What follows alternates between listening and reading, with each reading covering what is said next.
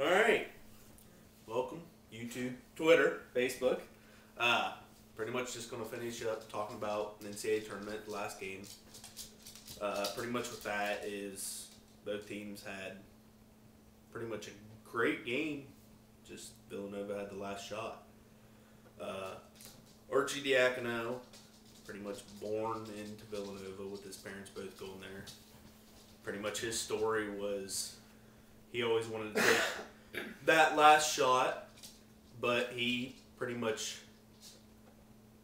took one for the team. He was the one that made the assist for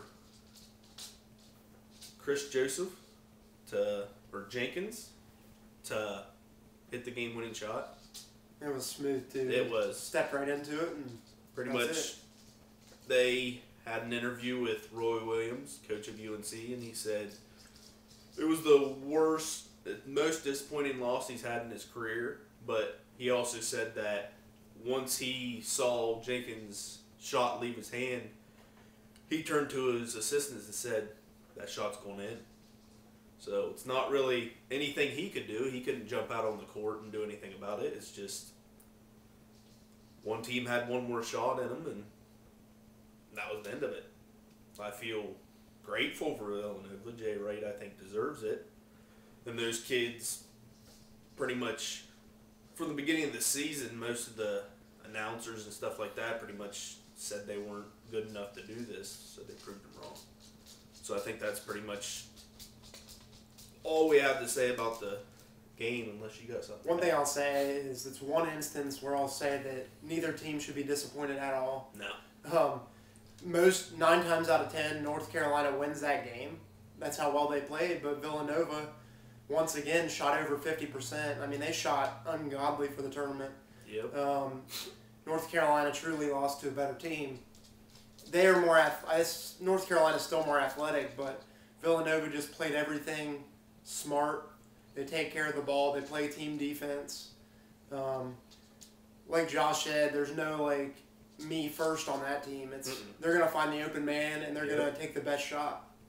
So hats off to both teams for giving us a good show. Yep. Pretty much now, talk a little bit about the Masters coming up. Some of the things I want to point out, there's 6 guys that have won Masters in this tournament, at least in the top tier of them. You got last year's winner Jordan Spieth. He doesn't have any tour wins this year, but since he won it last year, he's got a chance. You also got Phil Mickelson. He's got 3 Masters. So I believe he's the oldest in the field. He's the oldest in the field. He also has, I think he's the top wins guy as well, with 42 wins on the tour, the PGA Tour. And then you got the other 4 that have won Masters, like Bubba Watson. He's won 2 Masters. But pretty much, most of the ones that with the odds have them is pretty much Jason Day, Jordan Spieth, Rory McIlroy. I can't even say his name. McIlroy. Yeah, there we go.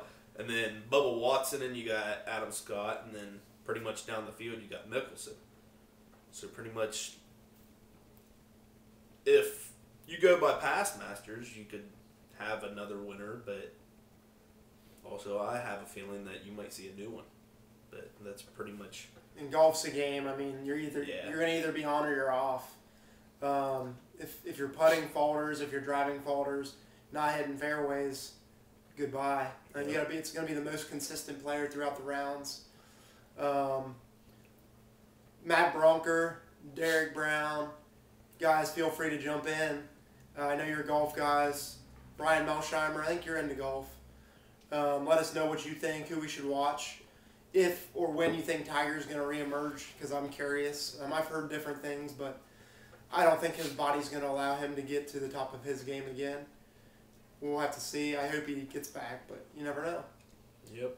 Did you have anything else on the Masters? No, that's pretty much all I've got to it. Might have a little bit more if other people chip in, and Yeah, like I said, that'd be nice. Yep. Just jump in, help us out. we'll mention it and go from there.